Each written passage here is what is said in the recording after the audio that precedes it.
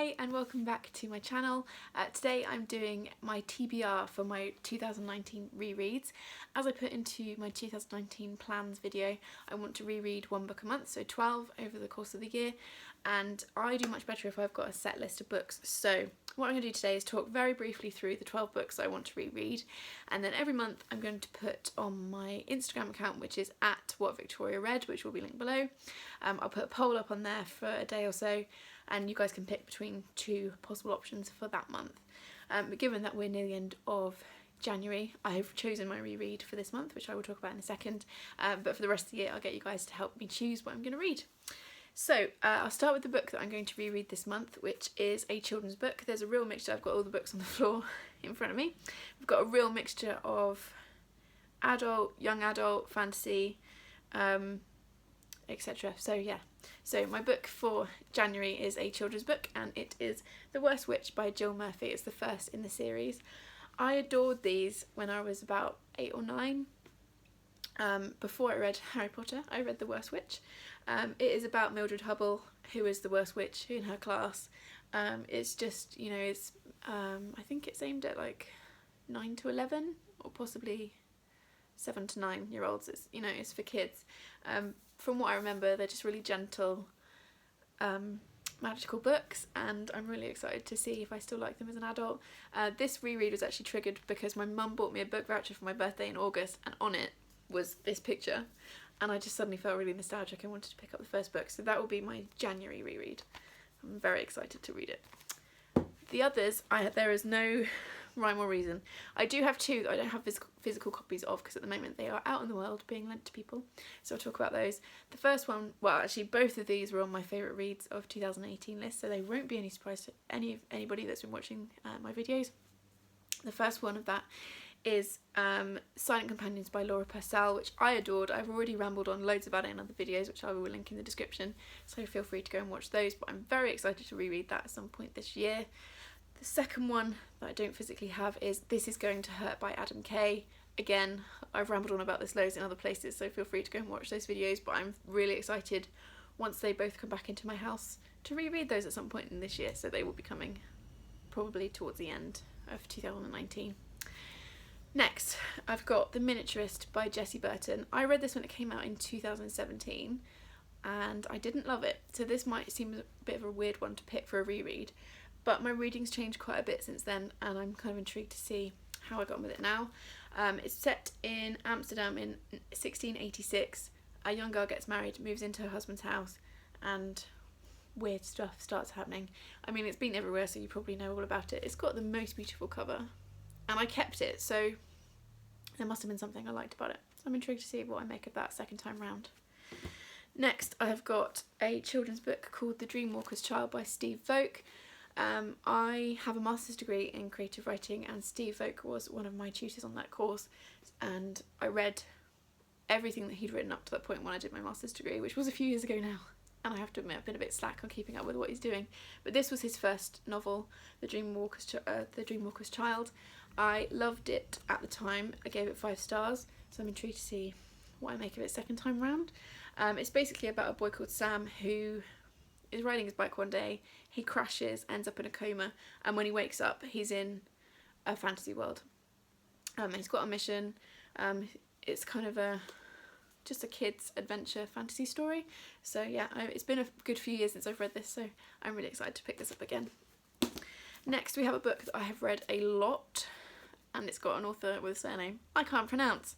It's The Time Traveller's Wife, and I'm not even going to try and pronounce that surname. This is a really famous book. It's a film with Rachel McAdams. I reread this most years. I didn't actually read it in 2018, so it's been about 2 years since I've read it. I'm sure you guys all know the story. It's a love story. It's dual perspective between Claire and Henry. Henry time travels involuntarily, and it's basically their love story and what happens to them. The end makes me sob my heart out every time, so I'm always a little bit apprehensive to read it. The film's really good as well. I am a fan of the film. I know some people were a bit negative about it when it came out, but I really like it, and yes, this is on my list of things to reread this year. Next book is one I'm really excited to reread. I haven't read it since it came out. I've read a lot of other stuff by this author since I read this, but this is always one that I think about because it was really impactful and is so clever. And that is Only Ever Yours by Louise O'Neill. I'd be amazed if you haven't read this. If you haven't, please do. It's dystopian fiction.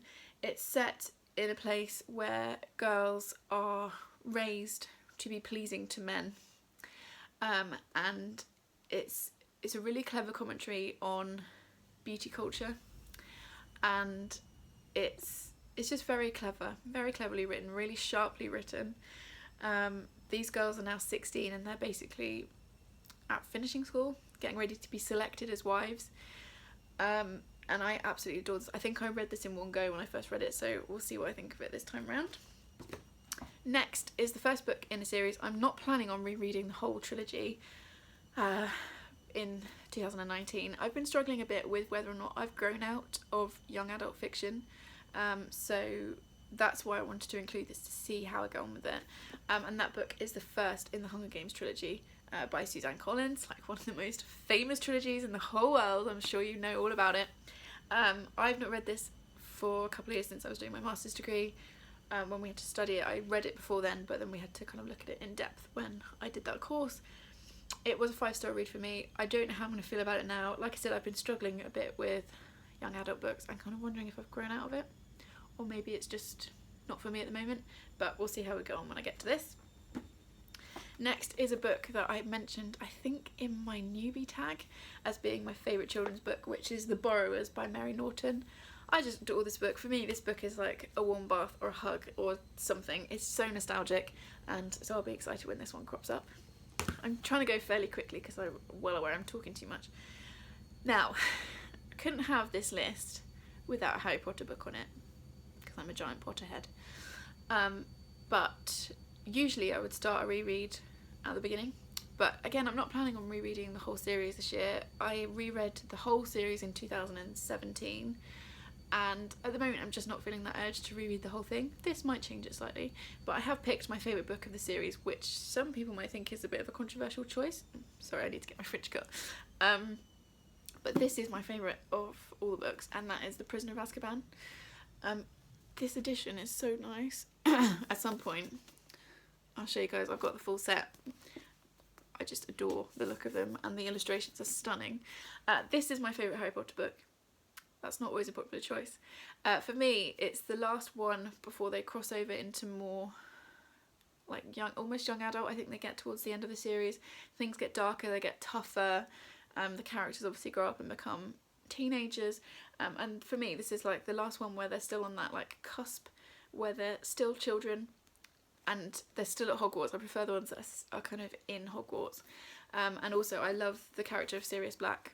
I think he's fascinating, and spoiler, I'm sure it can't be a spoiler, it's always sad to me that we don't get more of him. So yeah, this is my favourite Harry Potter book. It's also my favourite film of the series, and that is why it's on this list. Right, I've got 2 left, we're almost there. So the first one I'm going to talk about is definitely a Christmas book, so this will be at the end of the year. It's a children's book. I absolutely adore it. It's also got an absolutely cracking soundtrack, which I listened to for the whole of December, and that is the Christmasaurus by Tom Fletcher. I love this book. We read it with Charlie, not Christmas Just Gone, the one before, when it came out. He loved it as well. To me, the writing style just really reminds me of like Roald Dahl. Fletcher plays around with language, and there's so much magic in it, and this is a beautiful edition, and it's got some absolutely beautiful, look at the end pages. I mean, if that's not Christmassy, then I don't know what is. It's got some absolutely beautiful illustrations. This was the soundtrack edition, which I actually bought. We already had a copy of the book, and then the soundtrack edition came out, and I knew I needed it, so I bought this as well, as I'm a great adult. So that will definitely be on the list for the end of the year. And then my last book is, if somebody held a gun to my head and said, choose your favourite book, it would probably be this one. And I liked this book, I loved this book, before it was cool to love this book, okay? I studied it at school when I was 16. It was a book that completely changed my view on the world. It opened my eyes to things like feminism, for example. And it also made me want to be a writer. Obviously I've not become a writer, but still this book is one I absolutely adore. I've got about 6 different editions of it. This is the edition I read because I collect the other ones and kind of like to keep them looking nice. That book is The Handmaid's Tale by Margaret Atwood. If you've been living under a rock and don't know the synopsis of the story, it's set in a dystopian version of America which has become the Republic of Gilead, where women have absolutely no rights. They've been put into a different class system. We follow a handmaid who have to wear red, and they are forced into being surrogates for the elite upper classes. I will do a full review of this once I've read it again this year, because it's a book I'm so passionate about. I know it inside out and I love it. So I will go more into it in that video, but it absolutely had to be on this list. And this is a really nice cover. Again, when I do my review, maybe I'll show you all the editions. I honestly have, I think I have about 6 or 7 copies, one of which is signed. Oh my god. Yeah, so that is the last book on my TBR. So those are the books I'm going to reread this year. Like I said, I will be putting a poll up on my Instagram every month. I will probably do it once I've posted my wrap up for that month. So when I do my January wrap up at the start of February, I will put a poll on my Instagram, but I'll let you know when that is. Like I said, that's at What Victoria Read, and I will link that below, so you guys can help choose what I'm reading. And please let me know in the comments if you reread. Do you reread certain books every year? Do you like to reread? Do you prefer to just read new stuff? What are you rereading if you are? And let's have a chat in the comments. But thanks so much for watching. See you soon. Bye!